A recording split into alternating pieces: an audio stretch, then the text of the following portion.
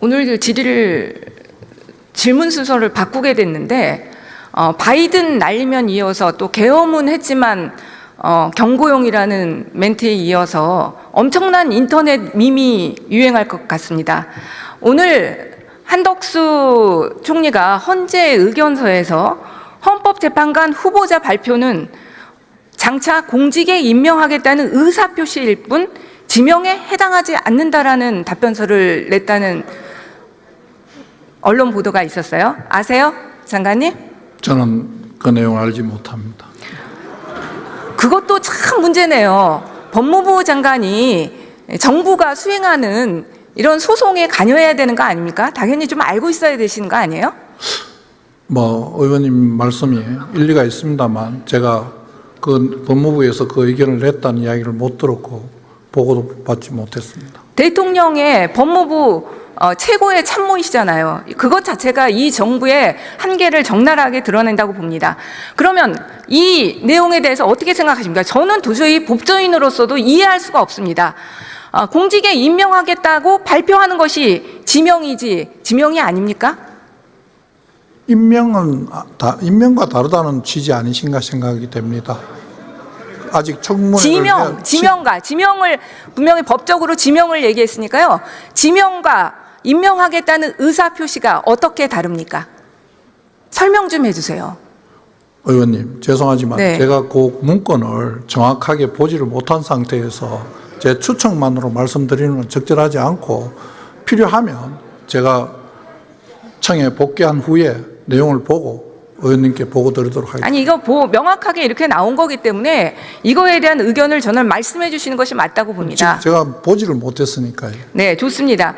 정말 말도 안 되는 개변인데요. 더욱이나 더 웃긴 것이 PPT 떼어주세요. 한덕수 총리는 지난 8일에 국민께 드리는 말씀에서 분명히 지명한다는 뜻을 밝혔습니다. 열흘 뒤 임기가 종료되는 문영배 헌법재판소장 직무대행과 이미선 헌법재판관의 후임자로 이한규 법제처장과 함상훈 서울고등법원 부장판사를 지명하였습니다. 대국민을 상대로 이런 언론 발표문을 낸 것이에요. 그리고 나서는 헌법재판소에 임명하겠다는 의사표시일 뿐 지명에 해당하지 않는다. 이게 말이 됩니까? 도대체 이해 안 가시죠? 지금 가서 확인해 보시고요. 제가 말한 내용으로는 도저히 법무부 장관님으로서도 이해가 되지 않는 내용이시죠? 제가 일단 네? 좀 전에 말씀드린 바와 같이 내용을 확인한 후에 말씀 못 하시는 거 보니까 이해가 안 되실 거예요. 이게 확인하고 그렇죠? 난 뒤에 말씀드리겠습니다. 사실은 이미 헌법재판관 지명과 관련해서 헌법재판소에 저는 입장이 있었다고 생각합니다. 한덕수 총리에 대한 탄핵 선고문에서 헌재는 명확하게 이런 입장을 밝히고 있습니다. 띄워주세요. 국민으로부터 직접 선출된 대통령의 민주적 정당성과 비교하여 상당히 축소된 간접적인 민주적 정당성만을 보유한다. 대행은 그렇다는 얘기죠. 국무총리는 대통령과는 확연히 구분되는 지위에 있다. 권한대행은 헌법과 법령상으로 대행자에게 미리 예정된 기능과 가업의 수행을 의미하는 것이라는 헌법재판소의 결정이 있었습니다. 이것은 제가 볼 때는 직접적으로 헌법재판관 지명에 대해서 판신하지 않았지만 간접적으로는 사실 대행의 직무 범위에 대한 명확한 규정을 내린 것이라고 생각합니다. 어떻습니까? 헌법에 명확한 규정은 없고 다양한 의견이 있는 것으로 알고 있습니다. 아니 이 헌법재판소의 결정문에 대해서 어떻게 생각하시냐고요? 그 부분도 지금 제가 말씀드린 바와 같이 헌법재판소가 이거는 하면 안 된다, 이거는 할 수 있다고 명확하게 말씀하신 게 아니고 판결한 게 아니고 여러 가지 상황에 대해서 의견을 표현한 것이 아닌가 생각을 합니다. 헌법의 모든 것을 규정할 수는 없습니다. 그렇기 때문에 헌법재판소의 결정이 중요하고 헌법재판소의 결정이 헌법에 대한 최종적 해석입니다. 맞죠? 구체적인 사건에 대해서 그렇다고 생각합니다. 그렇습니다. 그래서 여기 이미 권한 대행의 직무 범위에 관한 설시가 있는 겁니다. 미리 예정된 기능과 가업의 수행, 그것만 하라고 돼 있는 그런데 거예요. 그게 어느 정도까지가 미리 예정된 업무의 수행인지에 대해서 항상 논란이 있고, 지금 말씀하시는 부분에 현상 유지라는 부분도 과연 현상 유지가 어느 정도의 일을 현상 유지라고 할 것인지에 대해서는 헌법재판관 논란의 여지가 있다고 생각을 합니다. 지명은 엄청난 일입니다. 대통령의 고유 권한으로서 지금 우리나라의 지금 현 정치 상황에서 헌법재판관 지명이라는 것은 대통령의 지위를 왔다 갔다 할 수 있는 엄청난 일이에요. 그것을 권한대행이 한다? 그것도 2명이나? 말이 안 되는 일이죠. 그리고 장관님께서 지난번에 사고와 거리는 달라서 가능할 수도 있다, 이런 식으로 그런 답변을 의견도 있다고 말씀드렸습니다. 하더라고요. 네, 좀 공부를 저는 좀 더 하셔야 될 것 같습니다. 헌법 교과서 어디를 뒤져봐도 권한대행이 헌법재판관 임명이 가능하다고 한 헌법 교과서를 찾을 수 없었습니다. PPT 띄워주세요. 장관님께서도 이 사법고시야 할 때 헌법학자들 책 많이 보셨을 거예요. 그러니까 그 좀 오래된 순으로 제가 먼저 말씀드리겠습니다. 성낙인 헌법학 561조, 허영 헌법에 의해 462조, 김철수 헌법학식론 1482조, 허한중 간추린 헌법 417조, 김하열 헌법강의 876조, 박영철 헌법학개론 649조, 한수웅 헌법학 1259조, 최용기 헌법 590조, 심경수 507조, 장영수 헌법학 507조.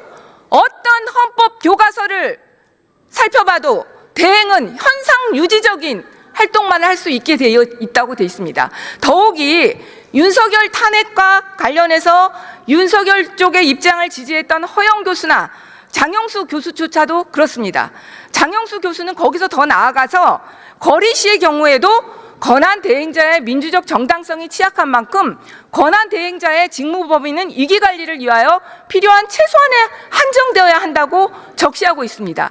저는 장관님께서 도대체 어디서 사과와 거리를 나눠서 대행의 업무 범위가 나뉜다고, 그러니까 그 헌법재판관 지명할 수 있다고 들으셨는지 모르겠어요. 의원님 맨 마지막에 장영수 교수님 말씀하신 부분에 고리시에는 이렇게 할 수 있다, 고리시에도 이렇게 할 수 있다고 말씀하신 그 내용 자체가, 그건 뭐냐면요.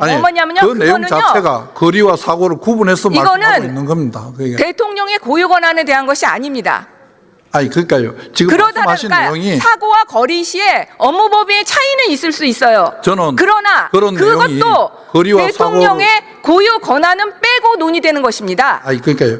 거리와 사고에 대한 부분이 나누어서 설명하시는 헌법학자들도 계십니다. 제가 아는 몇 분도 계시고요. 그리고 지금 거리와 사고 때문에 이렇다고 하는 게 아니고 그런 입장도 있는 것으로 안다고 제가 말씀을 드렸고, 더군다나 헌법재판소는 입법, 행정, 사법 세 부에서 세 분씩 추천해서 헌법재판소 재판관을 구성하도록 되어 있는 것으로 알고 있습니다.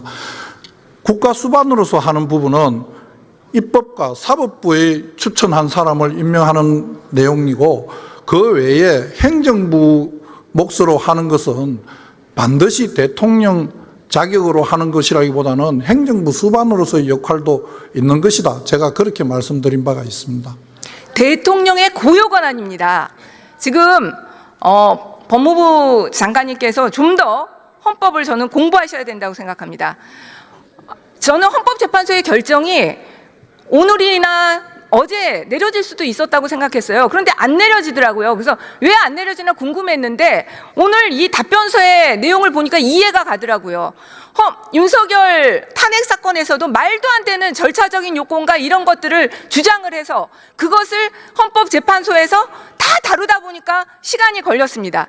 마찬가지로 이 가처분 사건도 이런 말도 안 되는 의사표시일 뿐 지명에 해당하지 않는다, 이런 주장들을 해대니까 저는 헌법재판소에서 시간이 걸린다는 생각이 들고요.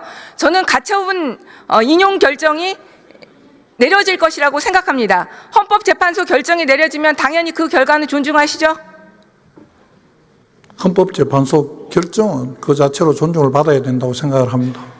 네, 만약에 가처분이 인용되면 좀 법무부 참모로서 너무 역할 잘 못하고 계시다고 생각하시고 반성 좀 하시기 바랍니다.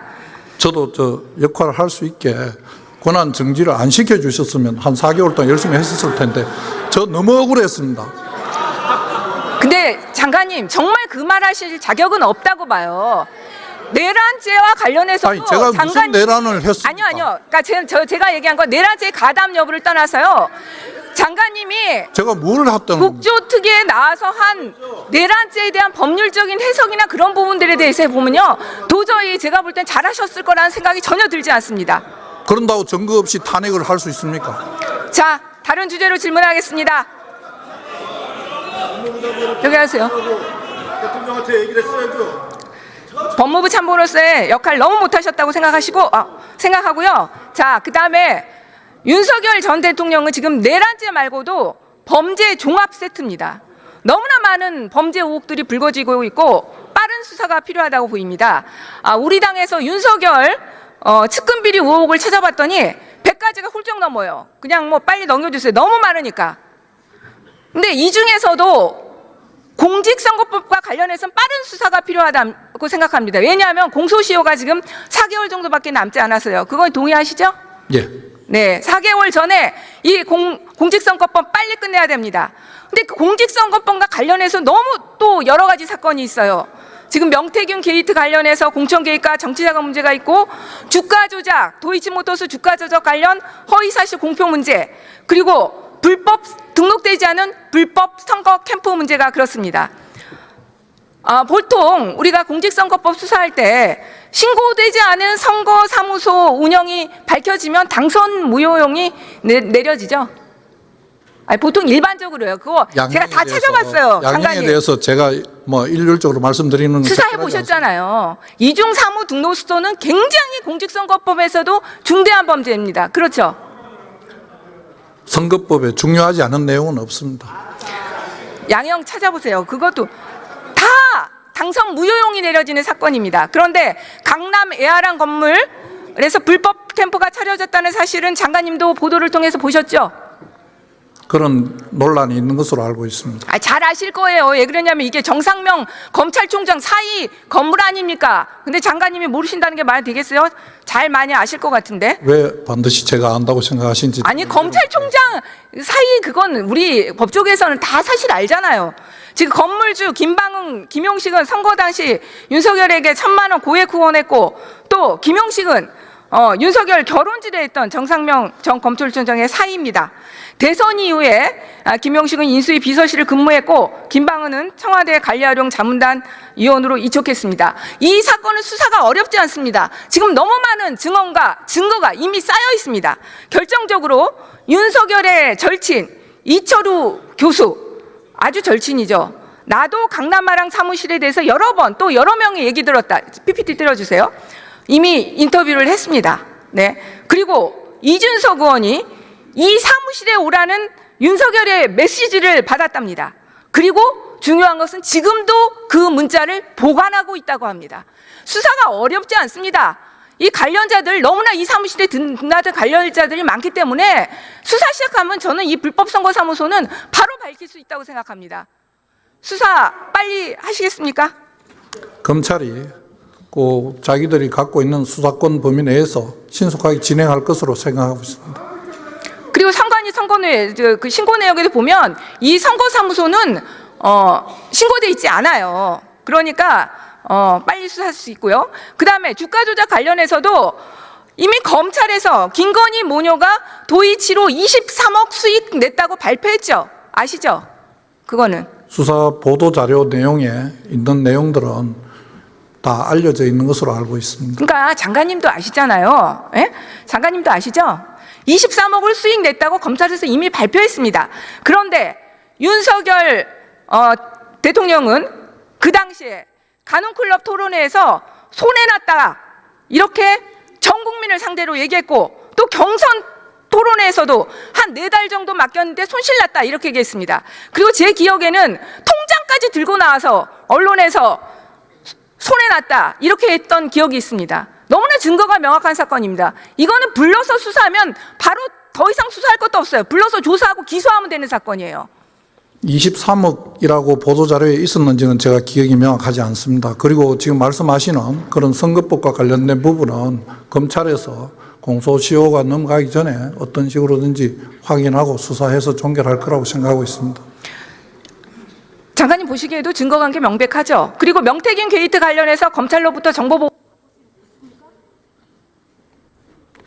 명태균 관련해서 보고가 있었는데 저는 지금 의원님 잘 아시다시피 지금 이제 복귀해서 오늘까지 사무실 출근을 온종일 한 게 한 2, 3일밖에 안 됩니다. 이틀, 3일, 그 다음에 하루는 여기 와 있고 이러다 보니까 그 내용을 정확하게 다 파악하지 못한 내용이 있습니다. 모자란다면 제가 다시 확인한 다음에 얼마든지 보고 드리겠습니다. 어떤 내용을 더 원하신지 구체적으로 해주시면 예. 하나 이게 말씀드리면 지금 오세훈 시장과 비교해서 홍준표 전 시장 관련해서 조사가 전혀 진 적이 없습니다. 그런데 홍준표 관련해서 지금 홍준표 쪽에서 준 1억 원으로 김영선이 선거 운동했다는 보도까지 지금 나온 상황.